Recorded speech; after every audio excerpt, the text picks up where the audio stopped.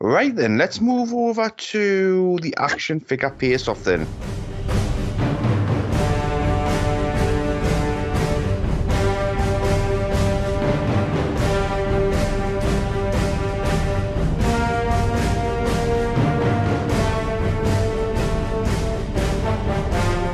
So I'm going to be, quite rigid now with this 1 minute because some of you are taking the mick with 10 minutes worth of chats in the last two shows. So we've got Andy Preston with Han Original. We've got Andy Spoons with Han Bespin. We've got Jason with Han and his Carbonite Block. I wonder if Jason's going to go down the Slave One route as well and see it's a variation. And we've got Pete with Leah Hoth. No clear favourite on this one and no clear worst case either. So let's just go in the same order. We'll start off with Andy Preston, Han Original. I'm Han Solo, captain of the Millennium Falcon. This is the ship that made the Kessel Run in less than 12 parsecs. Kid, I've flown from one side of this galaxy to the other. I've seen a lot of strange stuff. Han Solo is just the coolest character in Star Wars, end of. A rangy, laconic space pirate with a taste for fast women and faster wisecracks. A crack shot and an ace pilot. He's the type to shoot first and ask questions later. And the action figure is just as cool as the man himself. He's wearing the classic outfit, the shiny black boots, the trousers with the Corellian blood stripe down each leg, the shirt and vest combo, and the sharpshooter gun belt. He packs a blaster pistol that's a great representation of the DL-44. And the figure's moulded with a bent arm. This gunslinger shoots from the hip or covertly under a cantina table. You simply couldn't have a Star Wars action figure line without Han Solo. He flies the Millennium Falcon. He faces off against Greedo in the Creature Cantina. He blasts stormtroopers in the Death Star playset. And he's got the coolest sidekick in his co-pilot Chewbacca. For variant collectors, you've got the small head and the large head variants, the painted legs and the molded legs, and at least 8 different COO variants. He's one of the classic first 12, particularly rare in his large head version on the Palatoy 12 back card, and he was available right the way through the line up to the tri-logo cards, although not surprisingly in Power of the Force.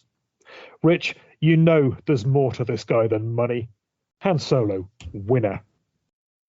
Very, very good, Andy. I'm really impressed with that, but I also like the way that you bigged up Han right the way throughout and you've given Andy Spoons and Jason a head start. So let's go over Andy Spoons next. Han Bespin. Han Solo, Bespin outfit. His head, Han's head, is right for the first time. It looks like him. It's not too big. It's not too small. As Goldilocks would say, it's just right. Took 30 figures to do it, but Kenner finally got it right. Once again, D. Martin Meyer on Rebel Scum says it all. Not only is it completely in the proper proportions, something this character's figure have a hard time being, it's darn heroically sculpted.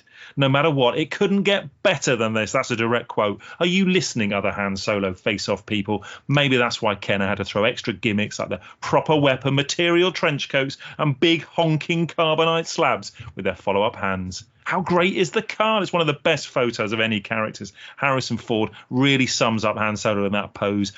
Epitomizes the cocky swagger of a flyboy.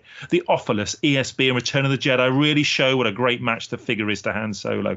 Boots, holster strap on his legs, belt buckle, yellow Corellian stripe, white shirt with a folded front flap and a blue jacket. Brilliant. Any figure that appears on the shrink-wrap Canadian card has to be special. The Bespin 3-pack set. Ugnaught and Lobot were always going to be a tough sell. Kenner needed Han Bespin to make it one of the best sets. Darth Vader's treachery causes difficult times with this threesome, conjures up that fantastic scene of Han spoiling Darth's dinner. Kenner, Palatoy, Meccano Square card, Tri-Logo, every card is great. The Bespin C Millennium Falcon box is amazing. Han Bespin front and centre, doesn't even care about Dengar being so close. I'll sum up by quoting Han Solo too. Who's scruffy looking? Not Han Bespin, that's who. Wow.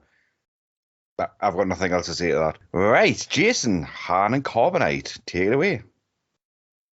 So it's all been Han so far, and we're on to the final one that came out, Han Carbonite. And what a figure this is. And it's not just one figure, you get two figures.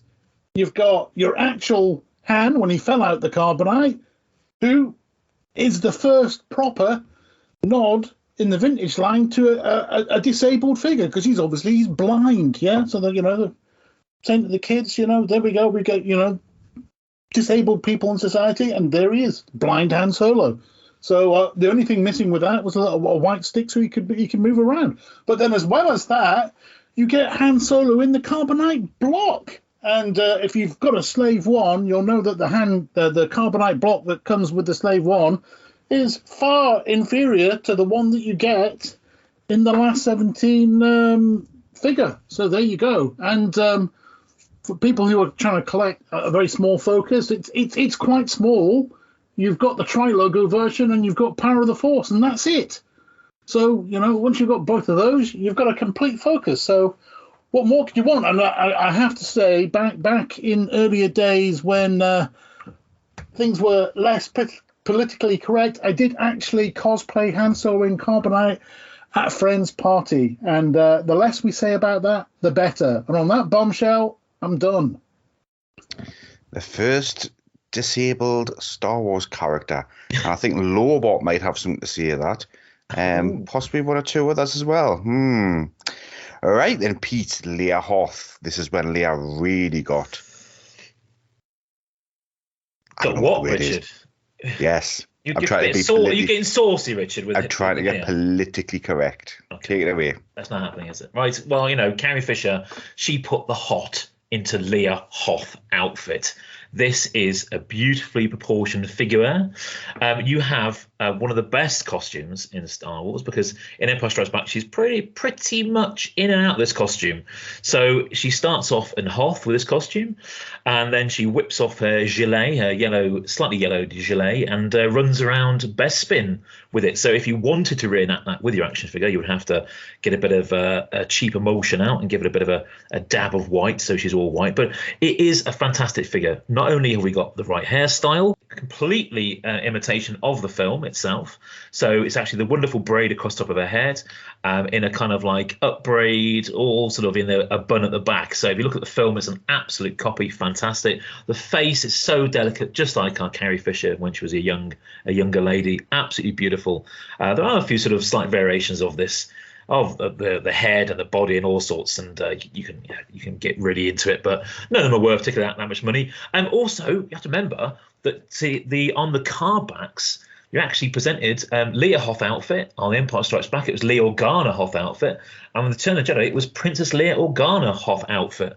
And that outfit, with its wonderful detail, with the slightly quilted padding around her made from hujib feathers, which I've just made that up, just make it look a sort of soft. But we all know Princess Leia was not a softie. She was hardcore, as shown on her Tri-Logo picture on the back of the cards. And that is probably one of the most on the hands, on the hips, don't you mess with me, young man, sort of stances. And of course, we have the wonderful Millennium Falcon Leia Hoth outfit. I think it's when she's in on the Falcon on the regular card. So we have a couple of wonderful card variations there. But yeah, the figure itself, it actually stands up beautifully well. I've just put mine down. Wonderful proportion. The boots are in detail. The quilts in detail. We even have the little badge on the left chest and the little thing on the arm. And of course, it comes with the normal Leia blaster, which these days goes for silly money, the blue one. But a wonderful figure, simplistic, but it's Princess Leia Hoth. I've got to say, all four, you've really raised your game tonight, all of you. I could easily go with any of you tonight. Very, very tough. I like Andy Preston's, going back to the original Han and the coolness and what Han is. Andy Spoon's, wow, again, got no more to add to that. Jason talked about the two characters, absolutely great, absolutely passionate. And Pete talked about Leia, just great, absolutely brilliant, particularly like the focus on the hair and the sculpts and the different, variations that we've got. But if I was forced to pick one, I'm going to have to go with Andy Spoons. I think his passionate play about why Han Bespin was the best of those four characters was brilliant. One of the best I've heard. In fact, all four could have been winners tonight. I think it's a northern thing, isn't it, boys? It's he just likes anyone who's northern. I'm not northern. None is a northern. Northern in my book. Anything north of Southam is definitely north. I think Jason's probably the most northern, followed by you, Pete. Jason's just wretchedly not northern anymore. He's a softy southerner who goes around dressing up as, bits of. I'm only down here on loan. No, you're a Cockney now, boy. Well, thank you very much, Richard. I'm honoured, especially as he's actually one of my least favourite figures. That's a really well done, Andy. Worthy winner. I don't know what it is about him, but as a kid, I just found him a bit dull. But people love him, don't they? So. Mm-hmm.